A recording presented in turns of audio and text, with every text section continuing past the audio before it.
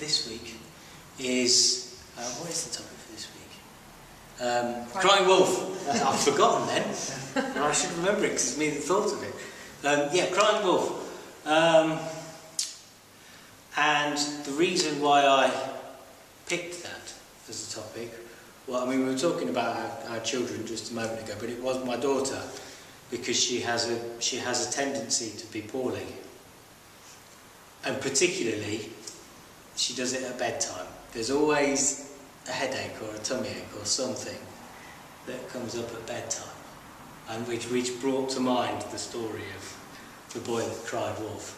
And then it got me thinking about what is the most appropriate response to somebody doing that from a mindful perspective.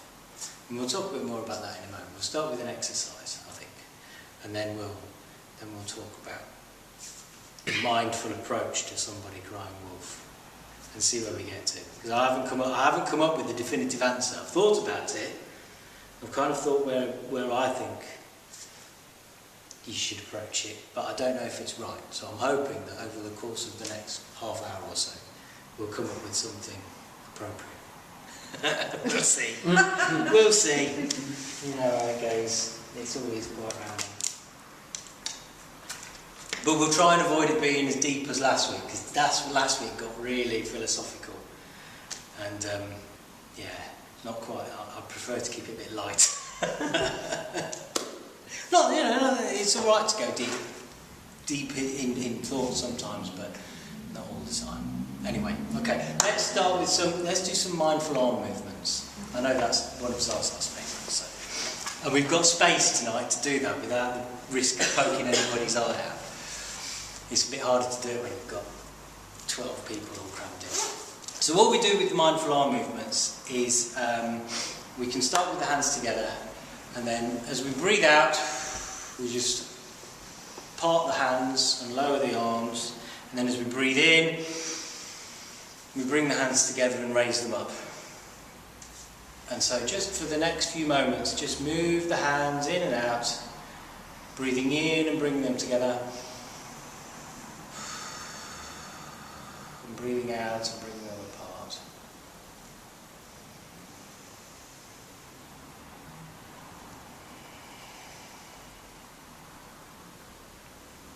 And the purpose of this exercise is to just become aware of the breath, and just aware of the body and aware of movement, moving the arms.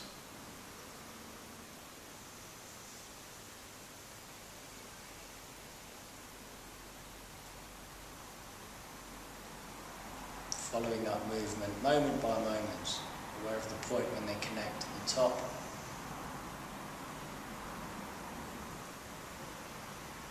Aware of the point at the bottom when they're furthest apart.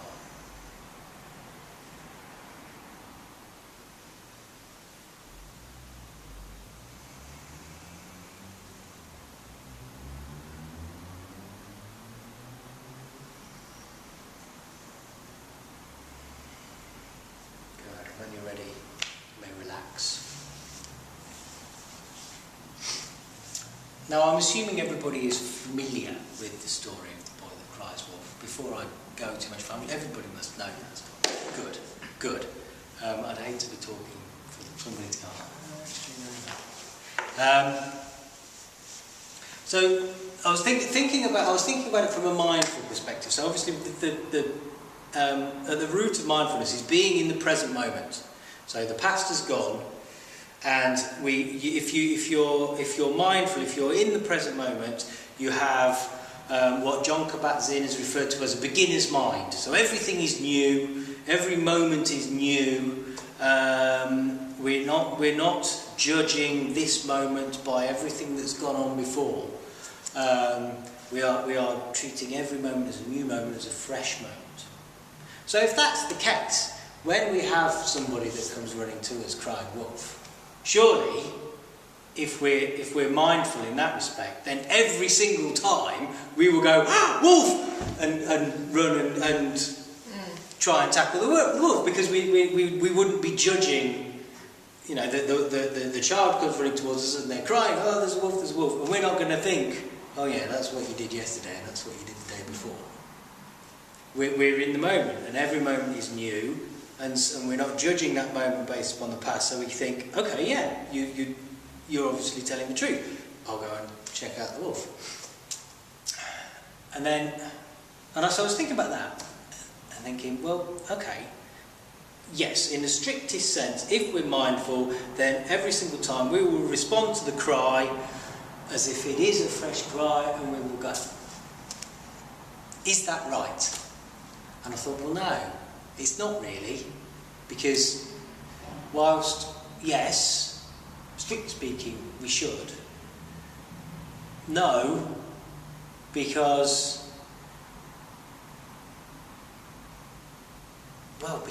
we kind of know that we're wasting our time. We do, surely experience does have something to play. You know, we talked in the past about everything happening for a reason, and the fact that everything that has happened in the past is purely leading up to this moment in time right now. So that doesn't necessarily mean that we completely negate the past. We can use our experience and bring our experience to bear in the present moment. You know, obviously we don't make the judgment and say, oh yeah, this is what you did yesterday, so there obviously isn't a wolf, because as we know, as the story says, ultimately there was one. So what's the right approach?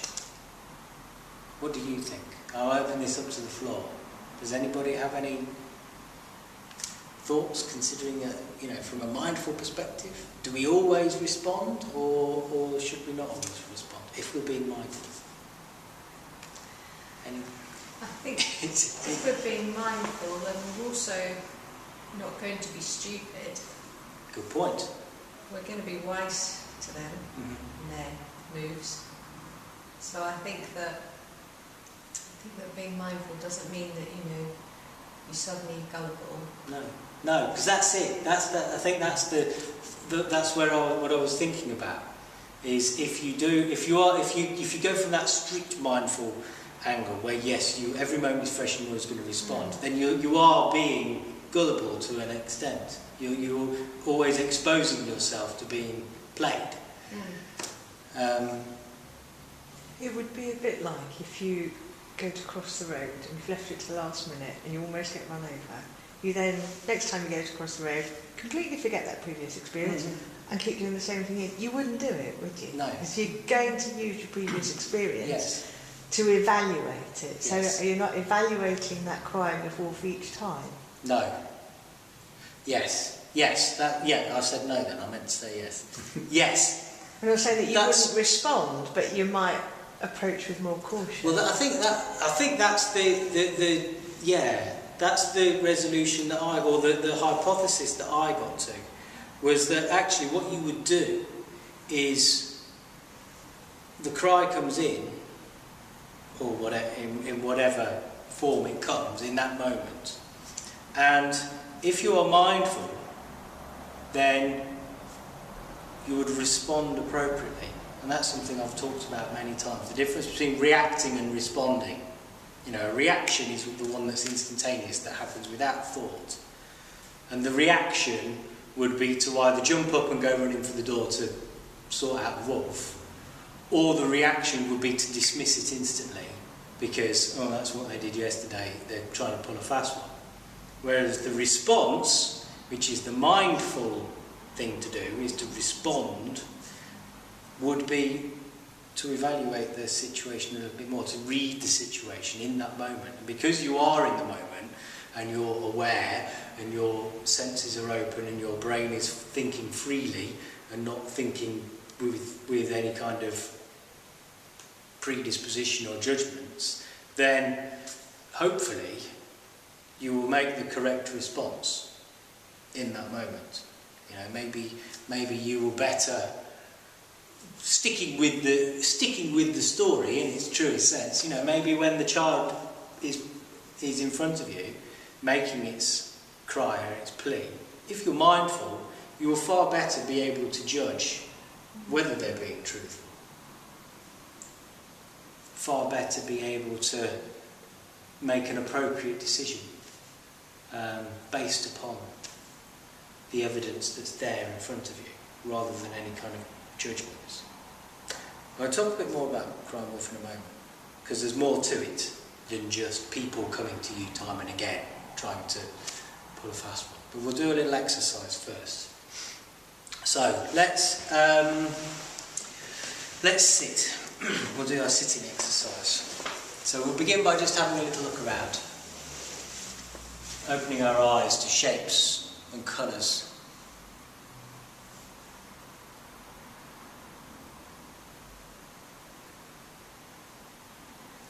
And then when you're content that you've seen what you need to see in this moment, you may close your eyes and turn your awareness to the weight of your body sat in the chair.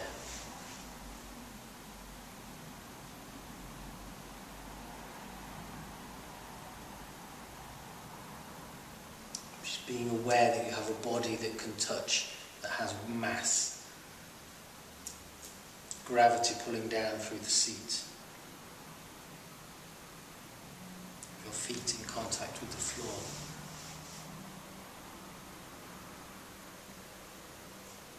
Your arms and hands resting in your lap. Clothes against your skin.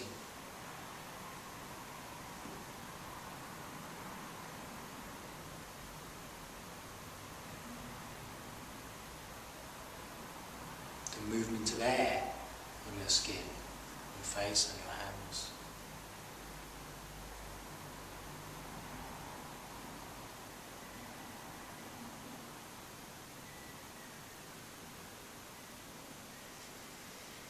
Then take a nice breath through the nose and just smell.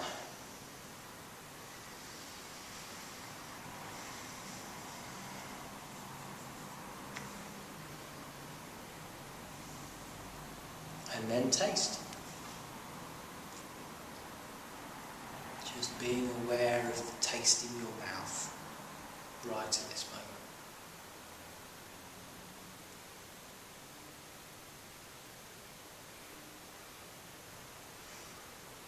And then finally you can bring your awareness to listening.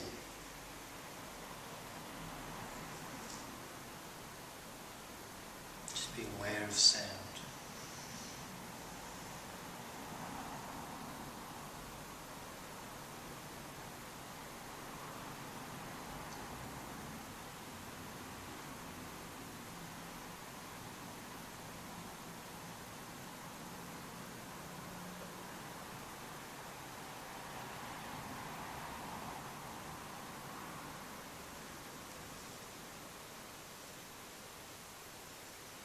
If your mind wanders, it doesn't matter. Just be aware that it's wandered and bring your awareness back to listening.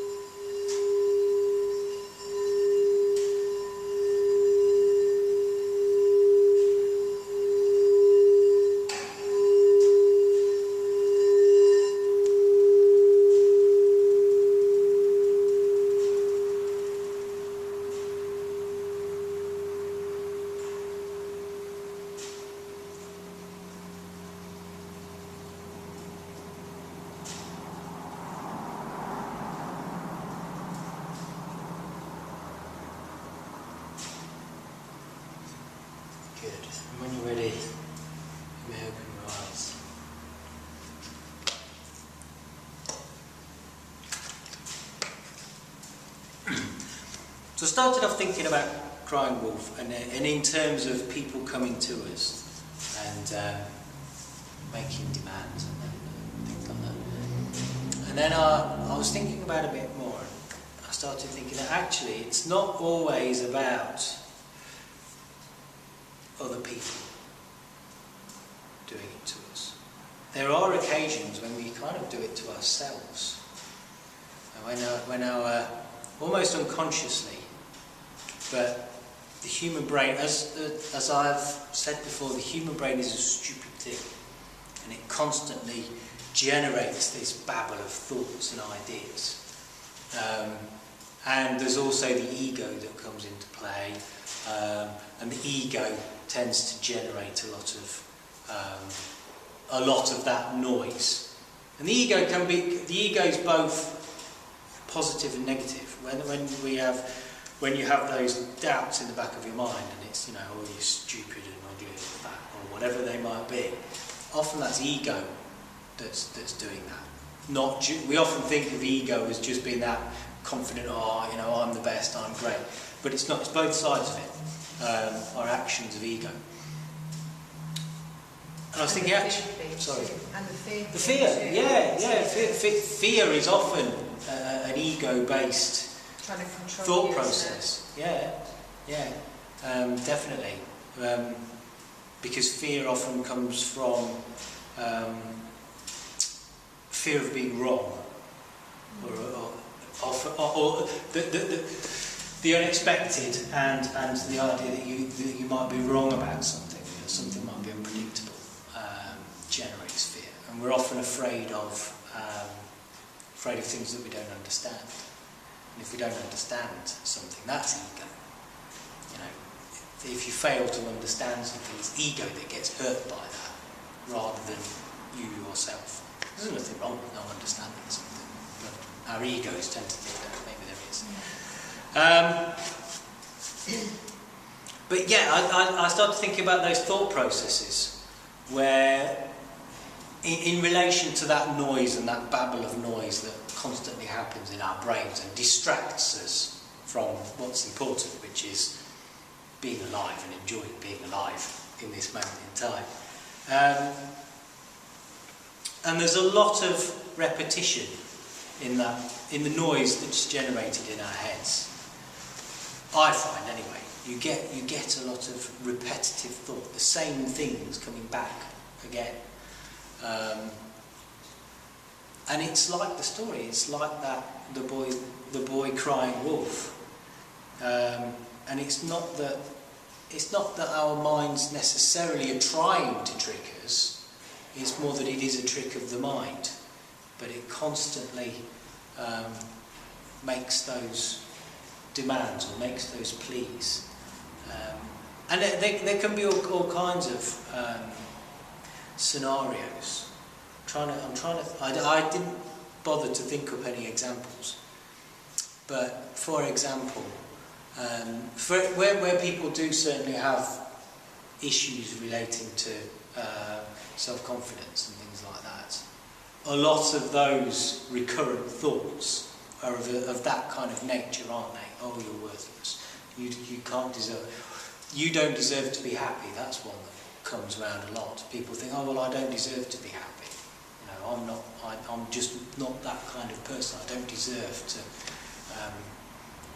to have joy in my life. And that comes round again and again. And that's similar. That's that kind of thing. It's not real. It's just some mechanism of our mind, crying wolf, trying to lure you into a particular way of thinking, or lure you into a particular belief. Some belief that there is a wolf lurking in the mind. So what's the mindful approach to that? And I would suggest that it's similar to the response that we came to a conclusion about earlier in the meeting, that we shouldn't react to it, certainly. We shouldn't jump up and assume that plea in our head is somehow correct. Nor should we necessarily dismiss it because it's the same one we've had again and again. Because if you dismiss it, it will just keep happening. You know, like with the boy in the story, if you constantly dismiss it, it'll keep happening. Although, of course, the boy in the story got eaten by the wolf. So it ended quite tragically. And the same thing would happen psychologically. If you keep dismissing it, they actually grow. And the wolf will grow. And you'll make yourself quite ill. So again, the appropriate thing to do is to respond to it. To be aware of it. Aware that there is that voice, crying wolf in your head. Whatever that cry might be. To be aware of it. And to listen to it. And to respond to it appropriately. Not dismiss it and not react to it. Because what happens, and it's the same with if there's an individual that's coming to you with that plea. It happens because you react to it and it gives it potency. And the same thing happens when we have the voice crying wolf in our head. If you constantly react to it or ignore it, it builds potency. Either it can take control of you because you're always reacting to it, or it takes control of you because you ignore it and it grows and festers. But by being aware of it and learning to respond to it appropriately, it loses that control. It can't have a negative influence on you. And slowly over time, it will no longer make those cries like the child in the story. Does that make sense? I hope so. Well, we can watch the video. We can watch the video later and see whether I've actually made any sense whatsoever, or just talked out of my elbow for the lesson. I think it's really interesting because there's so many sort of kind of things that I can, what you're saying, put to different things in our lives. Okay. You know, with people like my mother, our daughter, obviously in different ways. Yeah. You know, in different ways, but I guess there's a reason for everything. There is a reason for everything. If people were crying wolf, it's not necessarily what it's about. Exactly. Yes. And there's something else that there's a reason. There's a reason why. You're quite right, and that's a very good point. And I'm glad you've raised that because I did think about that earlier, and we haven't mentioned that over the course of the. Yes. You know, if you think about the story, there's obviously a reason why the child was seeking attention in that way. You know, we can come up with all kinds of hypotheses about neglect and all that kind of thing, but there obviously was a reason why they felt they needed to come to you, having fabricated that story, and a very genuine need. You won't like it. Go away. I think one bite out of me and he'll die instantly, I'm sure.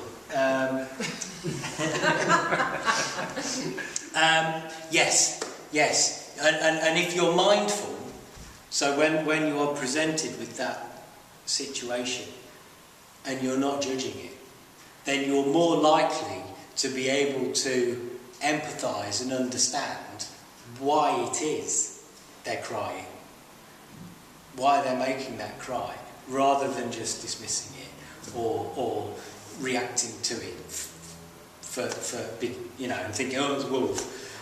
You're more likely to think, okay, well, there's a reason why they feel the need to act in this particular way. And then you're more likely to respond appropriately. Because the child in the story probably just needed a cuddle. That's it, just needed to come in and just one of those, now get to bed. And one time he was right. Yeah, exactly. And so if the characters in the story had responded appropriately in the beginning, then when he was actually genuine, the trust would have been built, and then when he actually had the plea that was correct, they would have acted appropriately, and there would have been a much better relationship all round, rather than just this child being castigated for being manipulative and attention seeking and a bad one. So yes, Yeah, lying. Exactly. But if you're mindful, then you're aware that it's a lie and that there's a reason for that. And we don't judge that as being good or bad. Because that's what happens, isn't it? We judge it. We think, oh, well, that behaviour is unacceptable. That's bad behaviour. And we'll either punish it or we'll ignore it, or we just didn't like being alone. Exactly. In the dark. Exactly right. Exactly right. But if we don't label that, if we don't make a judgment on it and say that this behaviour is bad, if we just respond to it appropriately, then it's a whole different situation. It's a whole different story. And we're not talking about, we're not reading the headline of the boy that got eaten by a wolf on the side of the mountain and the community that did nothing to stop it. Yeah, and the same's true when it happens, in our mind. There's a reason why it's there. There's a reason why. If there are negative thoughts and things that keep cropping up, there's a reason why they're there. And whilst you don't necessarily have to understand them, it's important to be aware of them and accept them. That's the main thing. Just accept it. Accept that it's happened. Accept that those thoughts are there. Because through accepting them, they will lose any kind of potency and power that they have. And you're more likely to respond appropriately. Good, excellent. That was good. Thank you, Pete. That's a nice conclusion that brought us to. Rounded it off. Good. Right. Let's breathe to finish. So begin by being aware of the breath at the nostrils, and just breathing in and breathing out. Just aware of air entering the body and leaving the body.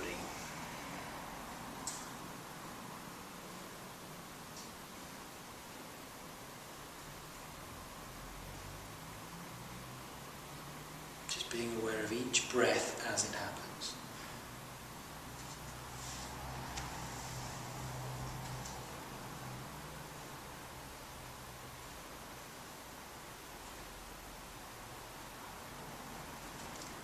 Now move your awareness to the back of the throat and aware of the breath. The back of the throat and in the neck.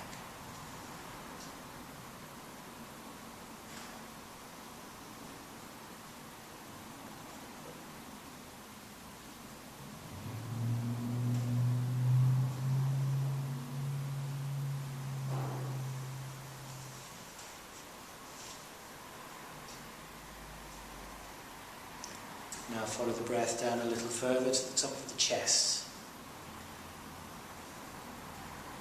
And again, follow the in-breath and the out-breath as it happens. And also become aware of the movement. So aware of the rise and fall of the chest.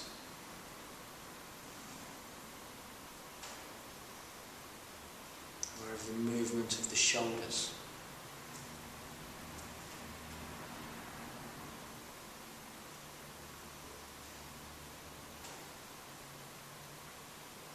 Even aware of the movement in the back as you breathe in and breathe out.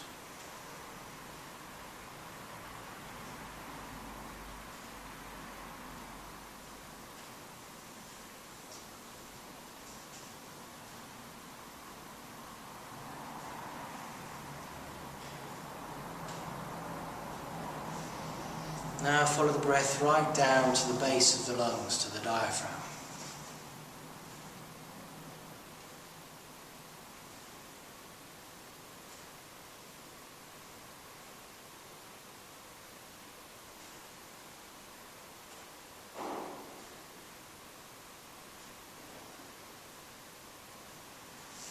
If you want to, you can accentuate your awareness of the breath and the diaphragm by, when you breathe out, pushing the diaphragm right up, so you expel all of the air out of your lungs.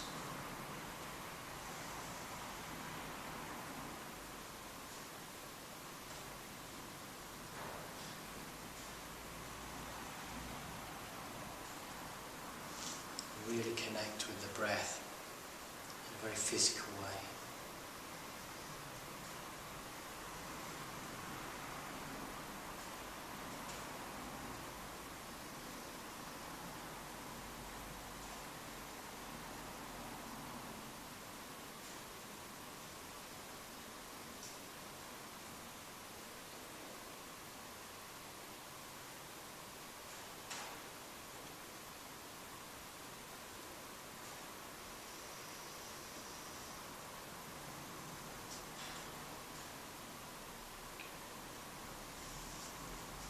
For the next few moments now, we're going to be nothing more than just awareness. No thinking, no doing, just being alive and being aware. Nothing more than awareness.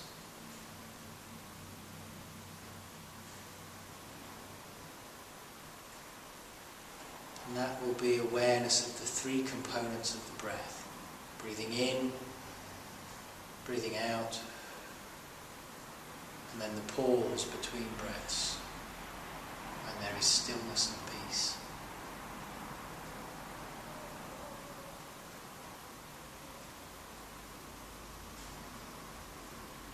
So for the next few moments, be nothing more than simple awareness of your breath.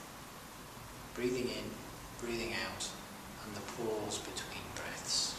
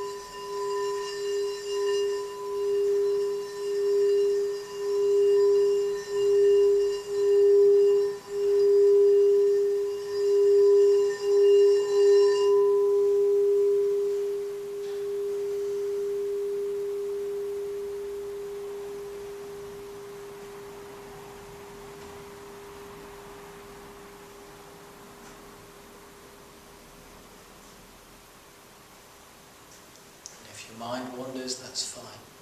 Just bring the awareness back to the breath.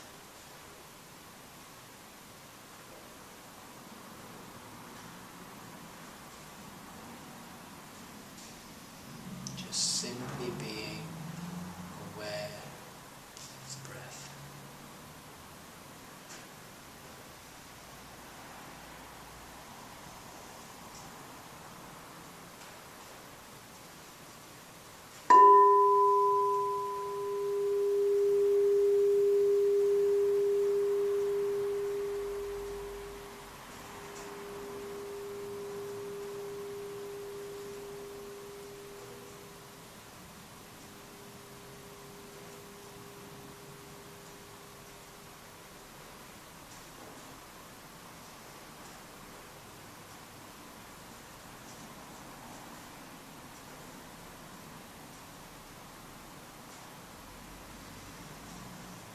And as we breathe in, we are aware of being alive.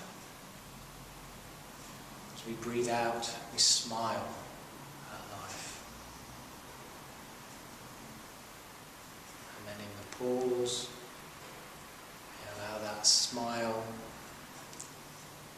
to dissolve into the rest of our being. Breathe in and feel alive. Breathe out and smile. And allow that smile to dissolve into the pause.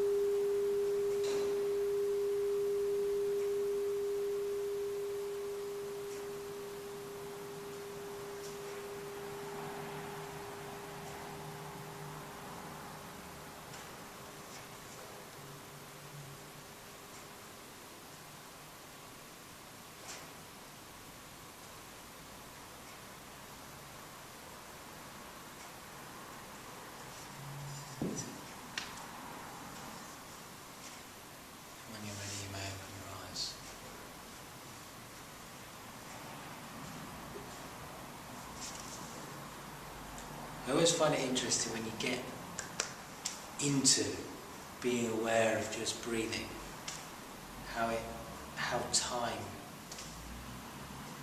changes. Because that was 10 minutes of just sitting and breathing. It was, yeah, I looked at the clock and it was about 8 o'clock when we started the breath. It's now 10 past 8. So that was 10 minutes of just being aware of the breath. But it didn't feel like it at all, did it? Which is nice. It's nice. It's nice to just have 10 minutes of being alive, being aware. Because that's really what we're striving for through mindfulness, is to just be awareness. You know, not be slaves to our mind and slaves to our ego, just aware. Because that's the real you, that's the observer, the real you at the heart of your being is just that awareness. Good, excellent. Well, lovely to see you all. Thank you for coming. Thank you very much. And I will see you next time. Next week. Next time you come is when I will see you. Oh, next week there probably won't be a meeting. Is it Easter?